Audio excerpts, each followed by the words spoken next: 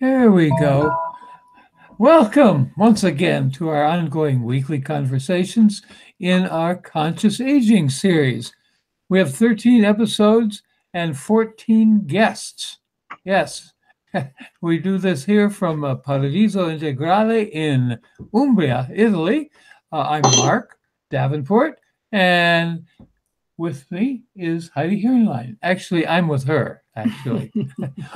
And it's a wintry but beautiful Umbria right now to witness the mimosas that we picked today. Yeah. Okay. And so I want to say that this series, as we said, it's still going on about 2 months. And if you want to go to the Wisdom Factory Conscious Aging info page, you will find the whole program. And today, in case you are listening on YouTube, you can go to the wisdomfactory.net, and then there would be also a / and live hyphen streaming, and you will be redirected to the page of our guest, who is Dr. Helen Lavretsky. Yes. Yeah, she is, and she's got a show that we are titling Resilience in the Context of Aging. Dr. Lavretsky is a MD and an MS, and we just covered up with my copy. Please. Okay. All right.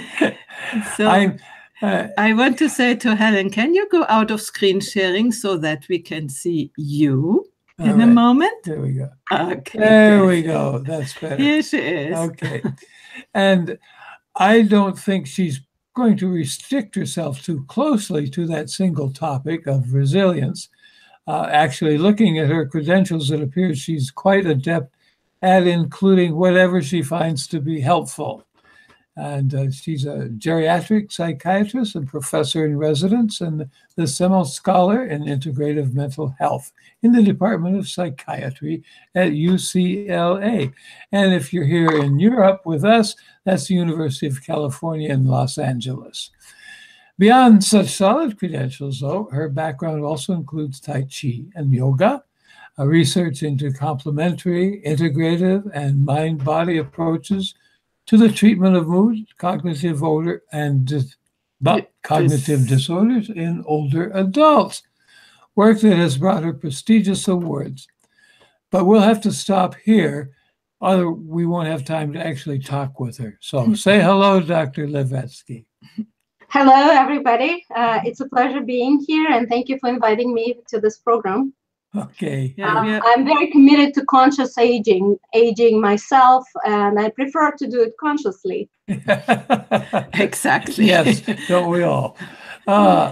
Those of us who know about it anyway, usually prefer that. Okay, you wanted to start off with another topic than me, but you go ahead. Oh, well, thank you. Okay. We'd probably get around to yours, too. Okay. All right. One thing we didn't mention in this short little introduction was the term functional medicine. And you corrected us in some of our publicity we prepared earlier. So maybe you could start by orienting our audience to this term, as well as to integrative and complementary medicine. Mm-hmm. Okay, they have some overlap, and it is confusing in the U.S. because the agency that funds this kind of research in complementary, alternative, and integrative medicine had changed its name. So with that, we had to change the name of our programs. I changed the name of the book that I edited, Complementary and Integrative Therapies for Mental Health and Aging. But basically, they are somewhat different in terms of how medicine is used. Functional medicine is a part of integrative or complementary medicine that addresses functionality of the body, diet, exercise, this kind of things. Complementary means that non-mainstream medicine approaches such as Chinese medicine or Ayurvedic medicine or any other mind-body medicine are used together with mainstream Western medicine approaches. And I live in Los Angeles, so people here are very open to the use of complementary and integrative medicine. And whether or not their doctors like the idea, and many don't, they would still go out and find a massage therapist or an acupuncturist. So it's quite prevalent.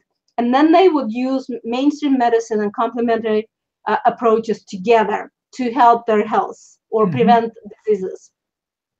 Alternative means no mainstream medicine is used, just alternative approaches. And there is a big subculture in Los Angeles, for instance, and big cities in the United States and around the world that use traditional or folk medicine only.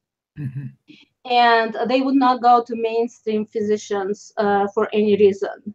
So, and of course, in the United States, insurance companies would not cover the cost. So it's very much out of the pocket expense. I know Germany is somewhat different. Some other countries have integrated payments for this kind of approaches, and it's more popular, and the government recognizes the value of it. It has not occurred to the great degree in the United States. Some of the approaches are paid by insurance companies, such as chiropractic care and acupuncture, but not beyond that. Yeah. And so integrative medicine, however, means that all of these approaches are used simultaneously to treat the disorder. So they're not done in parallel, but for the purpose of treating a single disorder. So you could use a surgery, you could use medications, but you would also use supplements, acupuncture to treat the same disorder, integrated. All of it is integrated. Yeah, our approach to life over here, the echo. Yeah. We have an echo. Can you put your earpods on? Or you have to talk alone. No, it's okay. No, I don't hear the echo. Great. I wanted to say our approach to life, let's say, is integral. And integral means to integrate not as many things as possible, but the right things which is needed and in the moment. So, for instance, when you need a surgery, you need a surgery. But if you have a flu, you don't need necessarily antibiotics, only in certain cases. And so, for instance, when I have a throat ache, which with singers is a little bit a complication, I would never take medicine. I would do the old thing which my mother told me, cold water cloth around and then wool around, and wait until the cloth has become warm, so the circulation in my throat has become better. And this works, So just to say that we want to integrate the things and not exclude anything. So you are fine, really perfect for us. So can I ask you now what I wanted to ask you? I wanted to ask you, the topic is resilience in the context of aging, but maybe not only aging. What is resilience? Resilience is broadly defined as the ability to bounce back from adversity. How fast can you recover? What strengths of yours would you use to recover from adversity? And that's a broad definition of psychological resilience. There's also cognitive resilience that is important for aging and older adults, and that contains cognitive reserve concept, is how much your brain is resilient to the damage of aging or processes of aging in the brain. And that has to do with genetics, of course, and educational background, your interests, IQ. So it's like endowed properties of a person and the brain. Also, ongoing exercise, mental and physical, would contribute to resilience, cognitive and mental. Good, thank you for the explanation, because I remember about 10 years ago I came across the term and I didn't know what it meant. So I imagine it's very confusing. Up until recently, resilience literature had gazillions of hundreds of definitions, and they were somewhat different from each other. So, but about 5 years ago, it came into a focus, and especially in the face of aging, because what global aging process does to the countries, it affects financial status, especially because people who are aging typically are expected to have more chronic illnesses, to decline cognitively and physically, require more cost of healthcare. And so boosting the resilience is one preventive measure that globally countries can do, invest in, to prevent detrimental global cost of aging. This is funny because that would be because the governments want to pay less. They do it good for us because we need to be healthy. You have to be healthy. You have to be healthy. Yeah.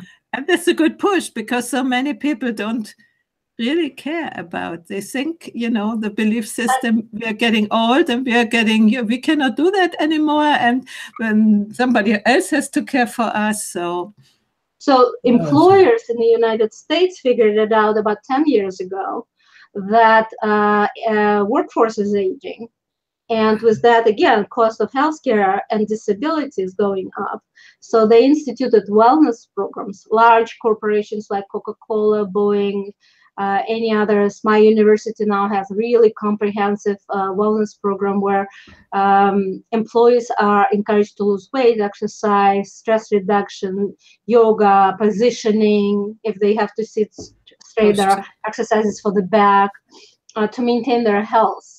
And Aetna, as an insurance company, actually did a yoga study for employees and demonstrated cost savings in those employees who took yoga classes compared to the control, which was one of the first studies that demonstrated cost effectiveness of something like yoga in the workplace. Good.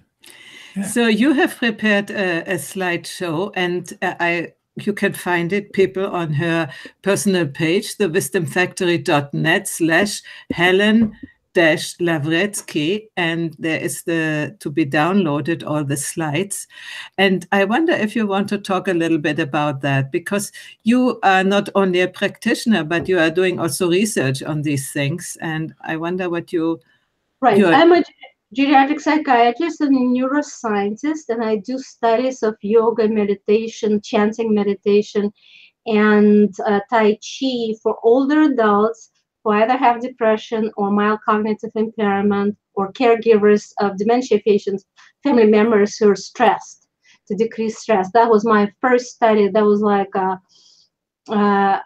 mind-blowing finding of physiological effect of 12-minute chanting meditation that became very visible in the field. Many other further studies following that study copied some of the elements of that study. And I deal with older adults. I write about it. I have a couple of books on the topic. And so I'm funded. I have actually a career award to mentor junior researchers in neuroscience of mind-body medicine. Now, can you go to the second slide, please? That follows the first one. Is it this? Yeah, this is my brief CV. And basically what I discovered in my aging years is that I can actually merge my professional and personal passions for awareness, consciousness, and yoga practices, spiritual practices, and study them and be paid in my profession for it. But I also am a certified Kundalini yoga teacher. I use different spiritual practices, find them extremely helpful in expanding my awareness. But what I'd like to define also for the audience, what is consciousness and conscious aging? It is taking full responsibility for your reality that you create, whether it's any disease that you experience that you could learn from, but it's full awareness of your contribution to your life rather than feeling like a victim. And that's what I've learned from my personal journey into spirituality. I also am fascinated by the death and dying process as a part of living experience for myself and others. One of my books includes a chapter on, is there a happy death? And generally, if you follow this line of inquiry, you come to a greater awareness, greater consciousness, happier and simpler living through joy, gratitude, via relaxing into the universal flow, which is my current process. And I find it extremely gratifying, peaceful. And during this really unsettling, stressful times, whether it's a refugee crisis in Europe or mass shootings in the US or natural disasters that we have to deal with, this is the only way to modify your responses to stress and reduce stress that I discovered and I profess actually through writing and doing the studies. Next slide. Oh, excuse me, I just wanted to say something, but now I forgot. For all the tech stuff. Okay, I bring you the next slide just in a second. If you want to exchange or reflect on it, we could have a discussion. Yeah, maybe, yeah, later. Okay, next slide is your book cover, it seems to me. Yes, Resilience in Aging, Research and Practice, and Complementary and Integrative Therapies for Mental Health and Aging. I'm very proud of both of them. The first one is a monograph that sort of expresses my professional philosophy with some excerpts and cases that basically you can be happy in any stage of your life, including pre-death or in the ICU, in the nursing home. It's cherishing simple things and your unity with universal forces and your family included. Complementary and integrative therapies is a compendium. It's like a textbook of current knowledge of what is known scientifically about how to use all sorts of complementary and integrative therapies that would support mental health and aging. Mm-hmm. And a moment, I want to say I have linked these both books in the website, thewisdomfactory.net -- Helen Lavretsky. So you can just click there, and if you want to buy it, and you will be directed to Amazon. So now I will give you the next slide. This one. So this is my personal delight. I'm a part of the CD. My voice is on the background, and it's put together by my Kundalini yoga teacher, Harijivan, and Guru Jas is a lead singer on it. I find it extremely hypnotic and anti-anxiety. So I prescribe it as a tool for people who are anxious or a rush in the traffic in Los Angeles. It's a big problem. So if you put on this CD and you listen while driving, you don't care whether you get anywhere, basically. But it also won unprecedented Album of the Year Grammy Award, White Sun 2. So if you're curious to listen to that, and it has a beautiful cover, that you could use for meditation as a mandala. Okay. Next slide.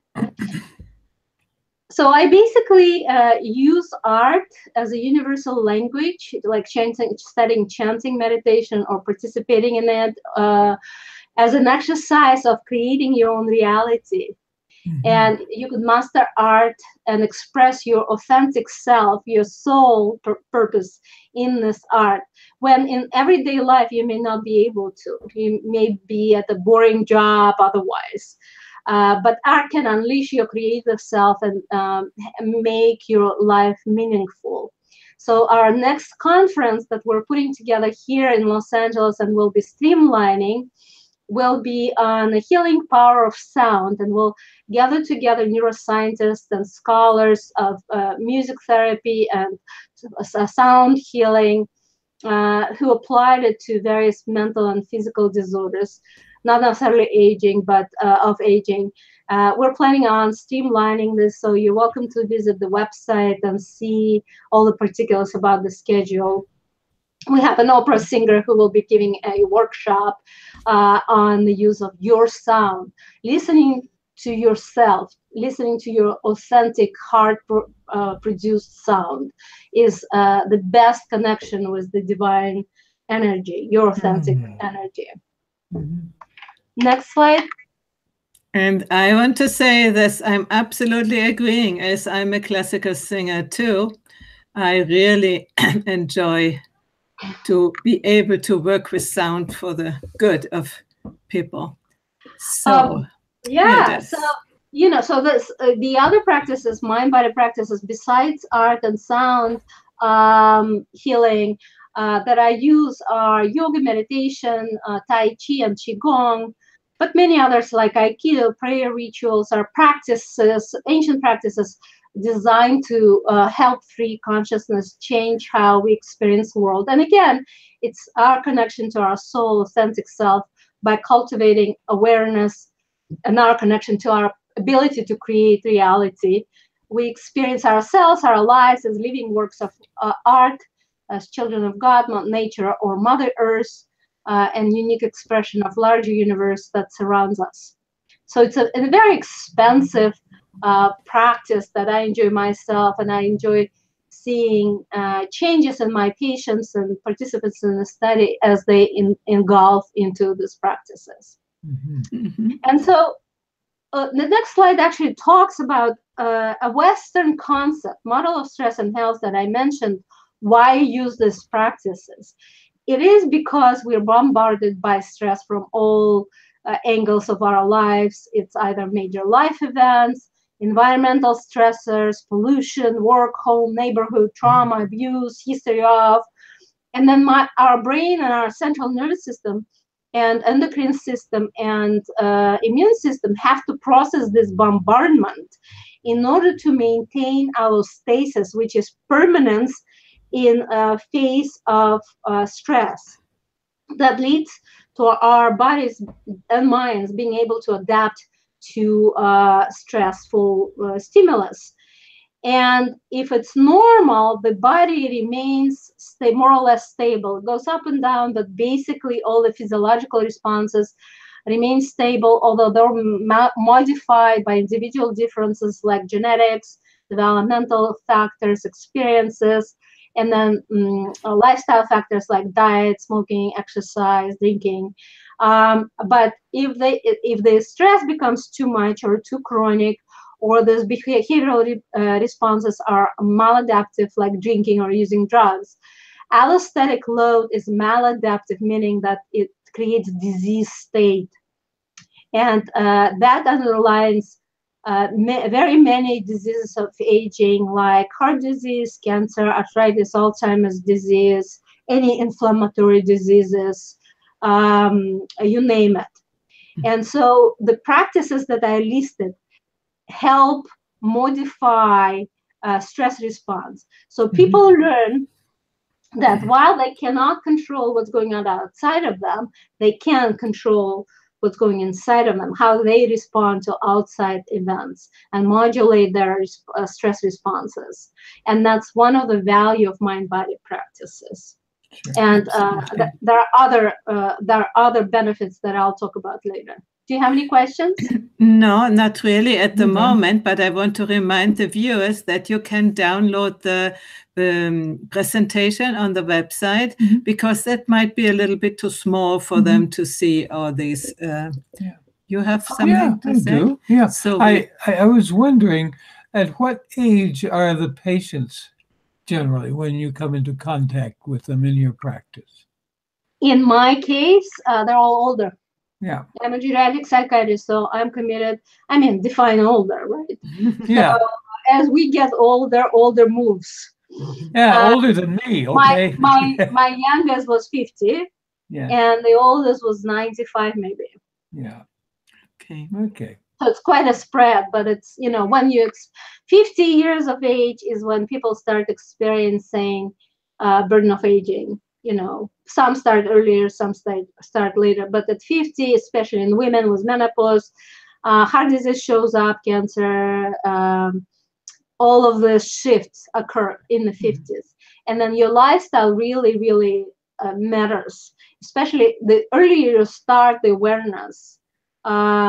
Prevention of aging related disease should start at childhood, basically, or even in the womb. maternal diet and lifestyle do matter to the well-being of the baby, because the baby is a recipient of whatever mom does. It actually goes to grandmothers, because mothers' ovaries are formed in grandmother's womb.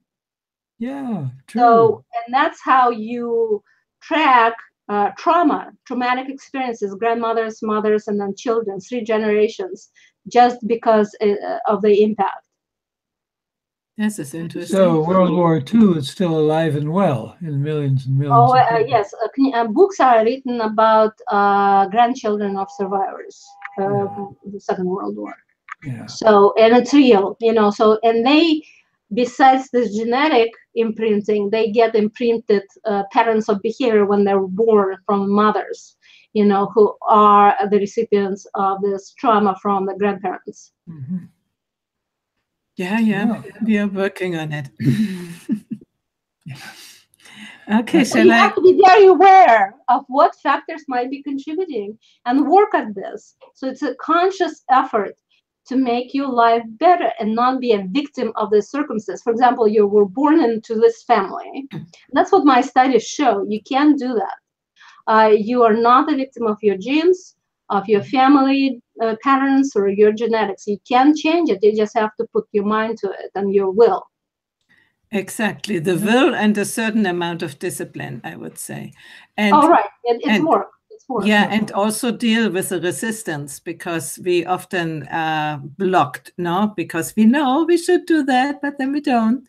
So this is a psychological thing which we should look at. But this is what conscious aging is about. As I mentioned, again, you're not a victim. You're consciously participating in building your reality, your life, your health, your aging process. And it's what you do, your choices. You can't blame it on anybody else. Exactly. So I will share. So it's not my fault, see? No, it's not your fault. Yeah. So let me go back to your slides. Yeah. Do you want to go to the next one? Yeah, so I'm going into the studies of yoga. I don't have to tell you, your audience probably is very familiar with this yoga, ancient system of philosophies, practices, and principles, thousands of years ago, developed and documented. Has several components: breath control, pranayama, specific body postures, asanas and mudras, and meditation, used worldwide. Next slide. Mm-hmm. I'll show you some of the numbers. In the US, millions of US adults use yoga. Same is true across the world. Interestingly, it's all ages. There's not much discrepancy between different ages from 18 to 65 and greater. And as baby boomers age, they're more open to the use of mind-body practices. So it's going to explode. And that's what I see in my yoga community. Lots of baby boomers and men coming back. So most frequently reported reasons for practicing by survey is to improve energy, improve function, and improve sports performance. All sorts of memory and all sorts of improvement are expected. And what is reported as an outcome: reduced stress, greater awareness, improved sleep, and I can see it myself. But so basically, better performance at job and school. Go ahead. How does that affect memory yoga? I'll tell you from my study. Oh, okay. Yeah. So shall I switch to this one? Yes. Go ahead. Just go ahead. Scroll through. Okay. The next one talks about biological, how it does it.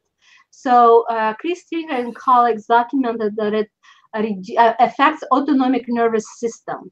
So what happens in stress is sympathetic nervous system goes into overdrive. So it's an parasympathetic nervous system or vagus nerve are reduced in activity. And what yoga and mind-body practices do, they rebalance it. They increase parasympathetic tone and decrease sympathetic tone. And GABA is a chemical in the brain that is like brakes. It puts brakes on mental processes, on anxiety. And so she discovered that GABA levels in thalamus correlated with improved mood. So as GABA improved, mood improved. Mm-hmm. And so it's a calming kind of substance in the brain. In other studies, found that yoga surpasses other exercise like aerobic exercise regimens in salivary cortisol production, which is stress hormone, blood glucose, fatigue, pain, sleep in healthy and clinical samples. And dopamine is a chemical in the brain that's a pleasure chemical. And yoga was associated with increase of dopamine in ventral striatum. Okay, so that's how it supposedly works, but it has other mechanisms that I'll talk about next. Mm-hmm. Anyway, it seems to be so good to do yoga. Yeah. So there are a growing number of trials for disorders of aging of yoga, mostly for back pain, but also hypertension, osteoporosis, insomnia, stroke, dementia, diabetes, osteoarthritis, and healthy aging. And it finds more or less some improvement in some parameters, like blood pressure goes down, osteopenia is reduced. The only downside of yoga is with aging, you can do less vigorous types. You could breathe, and that's what we use in Kundalini yoga. You can't pretzel too much because of limitations like arthritis or pain. Mm-hmm. So now to brain. Let's go to brain. Oh. So exercise is exercise, but it does stimulate different parts of the brain. And for example, mindfulness meditation, Buddhist type of meditation, is very popular in the United States. Yoga is somewhat different because it includes these other elements of exercise and the breathing and the chanting, and it's done in groups. So they stimulate somewhat different portions of the brain. So the mindfulness meditation, what was found in this paper that was written by Acevedo myself, is that a mindfulness meditation, if you practice it over time, changes or increases gray matter in prefrontal cortex, cognitive processing, executive control, attention, and anterior and posterior cingulate that are important for mood and memory. Insula for sensory awareness. Insula is a very important structure, and it's identified on the slide as in yellow. That makes you aware of what's going on in your body, because in the Western world, we're running around stressed out, completely not aware of what's going on in our body, like where the breath goes or oxygen goes. And insula is the structure that puts you in touch with your own body. And then you could learn to regulate it, regulate responses. This is really interesting because I found that people have difficulty to notice what is going on in their body, So I call it, we live disembodied lives. If you go to a Western gym and you just observe people exercising on the machine, they do all sorts of things besides paying attention to their body. They're on the phone, they're watching movies, they're listening to the music, they're talking to each other without paying attention to what's going on, body. Here I am. Yeah.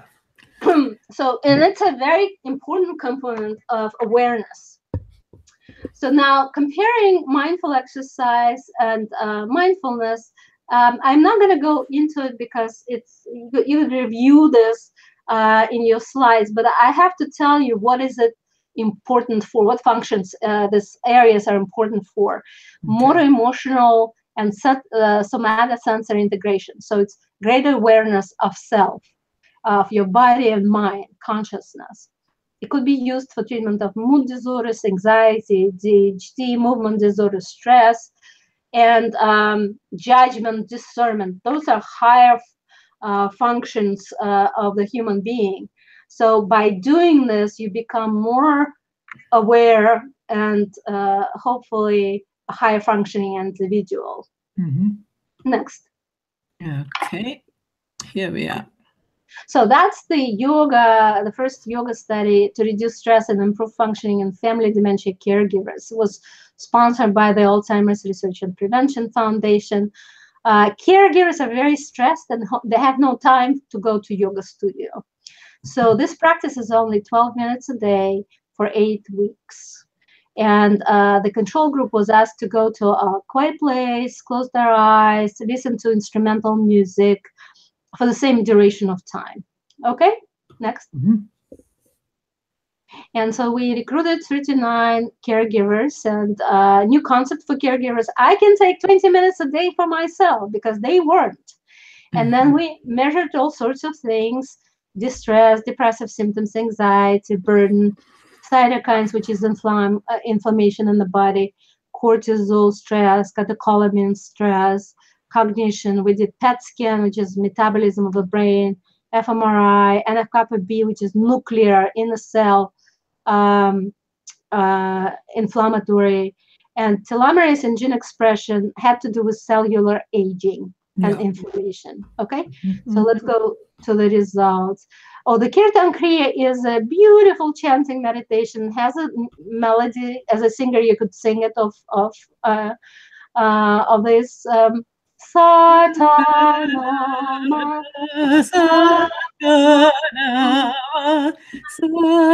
Satanama. This is wonderful. Everybody can sing that, even people who it's very simple. Yes, and it's only 12 minutes, so that's a selling point. Even me. The words mean birth, life, death, rebirth, and the focus of attention is on the brow point, which is a common meditative focus in different types of meditation. And you are asked to imagine white light coming through the top of your head, like it's depicted on the picture, in the middle of the brain and coming out at the brow point. And while you're chanting Satanama, your fingers are tapping each finger at a time at the sound. Satanama, Satanama, Satanama. Then you go. So we didn't see your fingers, so maybe you put it up and you sing it. Satanama, Satanama. They're typically laying on your knees or relaxed. So Satanama, you continue to tap and visualize the light, and then you go into whisper.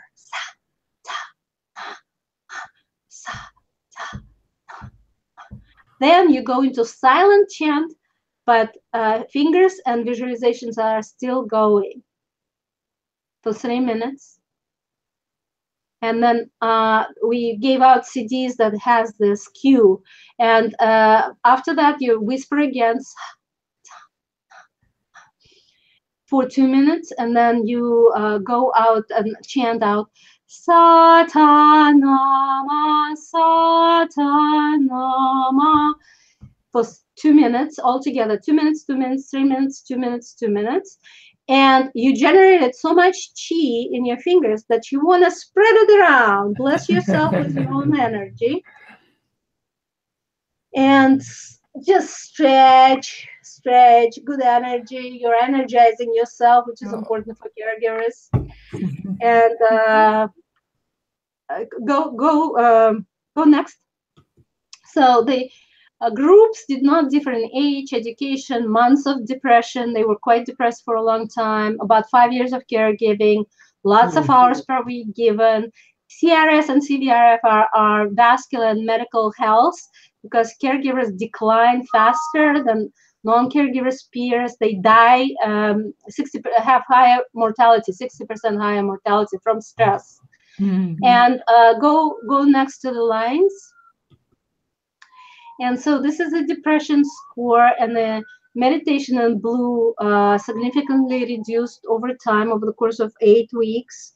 Then relaxation next. Resilience increased in those who were meditating compared to relaxation, but relaxation actually did quite well. People like just being able to rest for 20 minutes. When it came to cognition, next, Lines diverged. That means that the results were very different, and meditation improved over time, relaxation worsened over time. And then next, this is a test of executive function, trail B seconds, and it improved. So those who did meditation did it faster than those in relaxation. Next. And that's an NF-kappa B also improved in meditation compared to relaxation. That's a cellular inflammatory marker. And then Eurodians could be fascinated by next slide. And that's a telomerase activity, which is cellular aging biomarker. That's how we measure cellular aging and telomerase and telomere lengths from base to week 8, and it improved and increased in meditators compared to relaxation. Yes, and then, interesting. It is interesting, yeah. So your choices in lifestyle, what you do, even for 12 minutes a day, do matter to your health. And this is a 65 genes that changed expression based on this performance that compares meditators to those who were relaxing. And what happened, NF-kappa B, as I said, increases relaxation. So that was suppressed in meditators. And interferon response factor 1 improves response to viruses. So it's protective. That was increased in meditators compared to relaxation. And then the next is brain again, and that's a PET scan. And the change was inferior frontal, that is responsible for executive function, multitasking. That is very important for caregivers. And then the next slide, and also because visualization took place there, it was exercising visual cortex, and again was more enhanced, more efficient in meditation group compared to the control group.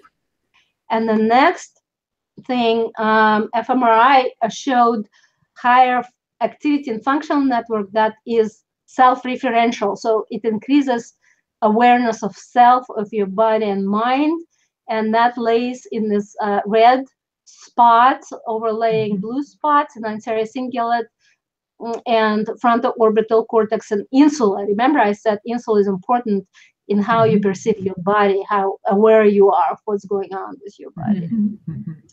So that was pretty fascinating. And so now I want to show the next study, because I was really taken by surprise that cognition changed in caregivers who were not demented, but their thinking and their execution of tasks, multitasking, became more efficient as a part of this practice. So we did another study for older adults, 55 plus, with mild cognitive impairment and subjective memory complaints. Just scroll to the graphs. I want to just show the graphs. Okay, so excuse me. Okay, so the comparison group was a memory training, which is a gold standard for this condition, mild cognitive impairment. And now yoga is in red. And what you see, we administered yoga versus memory training for 12 weeks, and then we followed up at week 24. And this is a verbal memory test. And you see that in memory training, it improved quite a bit in 12 weeks once they were practicing. But once they discontinued, kind of dropped off. In yoga, it continued to improve. And we did look at the difference between the group. Some people continued to practice, some people didn't. So it's hard to say whether continuing practice resulted in this continued improvement. Next slide. And that's executive function. Again, didn't change for troop task in the memory training because it didn't train for it, but in yoga, it continued to improve at 12 weeks and stayed at the improved state for 24. Next. Depression improved in yoga, but didn't improve in memory training. And next. And resilience, much improved in yoga, but not in memory training. We became very famous for that. We were all over the world. India and Pakistan rejoiced, basically. They took full responsibility for the results of the study. And I just want to show brain changes with that. We also looked at hippocampal areas in red on both sides that are responsible for memory, and anterior cingulate that is responsible for emotional regulation. And then next. So basically, in both yoga and memory training, verbal memory improved and was correlated with improvement in connectivity in default mode network. And it's an evolutional brain network responsible for relaxed state in humans. If all of us close our eyes and just lie quietly, these yellow spots in the brain will activate. And so yoga and memory training were associated with increased connectivity in this default mode network associated with changes in verbal memory performance. Next. Memory, hippocampal volume was increased with memory training, but did not react to yoga, and no change in anterior cingulate. And next. Hippocampal choline changes for yoga and memory groups. In memory, choline, it's an important chemical in the brain that is related to memory. So many people take choline supplements to enhance their memory. And so in yoga, it went up, and in memory training, went down. Next. And so, you know, that was groundbreaking, really. This is the first study that showed, or a couple of studies that showed, that even in older adults, you can make changes in how you think, how you function, even on a cellular level. So we'll keep going. We're about to start a study of Kundalini Yoga and Kirtan Kriya in women 50 plus with cardiovascular risk factors and memory complaints. And that's a high-risk population for developing Alzheimer's disease because it happens much more commonly in women, and they suffer more disability. Women are more likely to be caregivers for patients with Alzheimer's disease, and they're more open to doing yoga for this kind of practices. So, you know, we call it Pink Brain Project. So we're just studying, and 3 years later, we'll produce some results. Well, we need a blue brain project too, I think. Well, we've done blue and, you know, whatever, purple brain. Purple brain, okay, that would be the goal. Yeah, prior to that, we used mixed populations. Yeah, oh, good. But the good news for men, they are living as long as women now. Oh, yeah? Yeah, you're catching up. That's good news for men. That's wonderful. For living with them. Wow. He has already caught up to me. I passed her, actually. Yeah, we had a 5-year gap up until now, and now it's all done.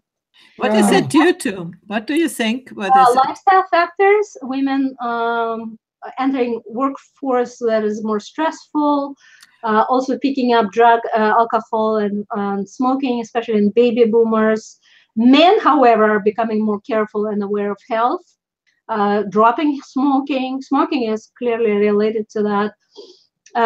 But it could be cohort effect, you know, the baby boomer effect as well. But exposure to stress and pollution in the world probably downplays the advantages that women have had, like hormonal protection up to the menopause. But it probably has to do with cardiovascular risk factors. That's why we're studying this. Something to address in your futures. Yes.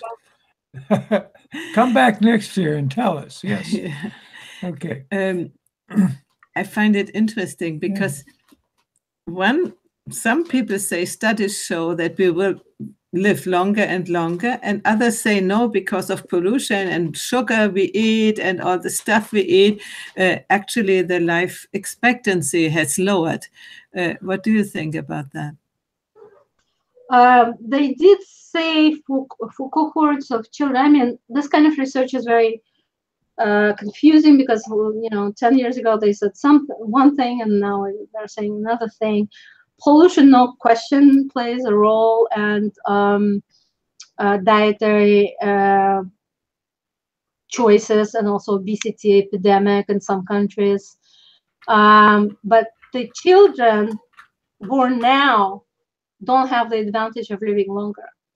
Mm-hmm. So I think it's, let's go back to conscious aging. I think it's up to us what we decide to put in ourselves Mm-hmm. as food. Our lifestyle choices can change it for ourselves and for the planet. And children are much more aware now.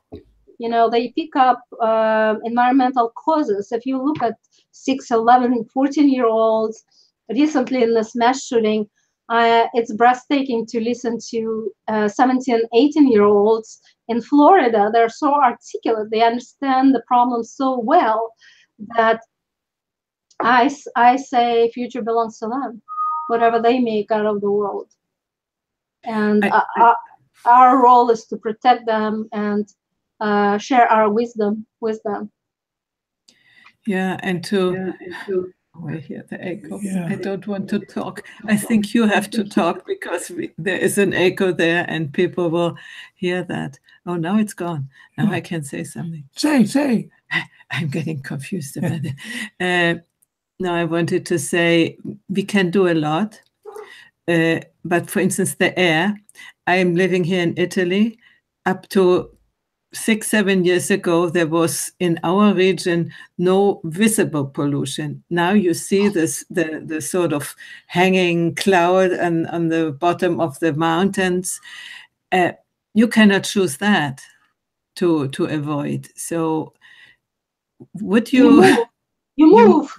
Yeah, where to? Where do you still find fresh air, fresh water, fresh, isn't it a challenge or a call to action to really, do something to stop that, to bring awareness to what is really happening in the world? People who are aware are aware. People who don't want to be aware, and unfortunately there are government, usually politicians, are not aware at the moment, but I see the unleashing of grassroots movements all throughout, and also corporate, private, public, cooperative enterprises that are now like Bill Gates, for instance, does a lot of good in the world. Or many celebrities pick up environmental causes. A lot is channeled to Africa, for instance. At this point, it's global. We can't deny that we're living on the same planet anymore. It's not your Italy anymore. So it's Japan. It's Fukushima. It all comes to us. Yeah. God only knows what surrounds Hawaii at the moment. It's not separate from Japan to Fukushima. No. Yeah, and I hope we will soon come to a certain, wisdom, as you said, wisdom, and really change something. But it was actually not what I wanted to ask. You are talking about Kundalini yoga. Mm-hmm. What is the difference from Kundalini yoga to the normal yoga, the asanas? You sit in a certain way, you move in a certain way. So, I demonstrated a yogic meditation to you. That's a part of Kundalini yoga. Mm-hmm. You don't have to, there are mudras. You lock your hands, this is mudras, mm-hmm. and you lock your eyes at this spot, mm-hmm. but you don't pretzel. Okay. And so the kinds of people who come to participate in it has different elements. So the normal gym yoga doesn't pay attention to the breath. Yeah. Or to chanting, or any spiritual aspects of yoga practice. Yoga is a spiritual practice. Yeah, would be. Right? Experiencing mm-hmm. union. Yoga means experiencing union, yoga. And none of it exists in the Western type of yoga. I usually say that yoga boot camp is an oxymoron because there's no competition, no competitiveness with yourself or others in yoga. You go on your own path. so these elements are not present in Hatha yoga that is more prevalent in the Western world. You can train your body, but training your body is only preparing you to sit for meditation. So meditation is absent completely, although that is the crown jewel and the purpose of yoga, all yoga practices. We just don't get there. So, and you could train you could be really buff by doing yoga. Many athletes now are picking up yoga to improve flexibility, which is great for them, but that's not yoga. And there are now practices that claim to be yoga that are not yoga, like cycle yoga or aerial yoga or pot yoga, when people smoke pot before doing yoga, or even naked yoga, I've heard of. That's, I can't even imagine that one. So yoga became very sexy as a word. It's out there. Even McDonald's has advertising with yoga. A person is eating Big Mac and yoga. So Big Mac yoga. Oh, wow. Big Mac yoga, yeah. Right. So you have to really, if you want to do that, again, it requires your conscious participation, awareness, knowing what you're choosing, your full consent to accept it. If you're disembodied and you don't use your consciousness, the results will be visible immediately. Yeah. So as a final question, I would like to ask you, how come that you as a medical doctor came into this contact and in this passion to work in this way and to integrate the other parts of life, I would say? Through my own stress management. I was on the verge of getting a heart attack due to stress at work with my family. My son was, in high school. It was very stressful. So I watched myself like a train sliding into this heart attack world. And I had to find something that works and offsets the stress. And I went on vacation to the beautiful island of Lanai, where I was introduced to Kundalini yoga, and I never left since. It became my family, my big hug family. This is wonderful. And hopefully people who watch that now or in replay don't wait so long and do it before.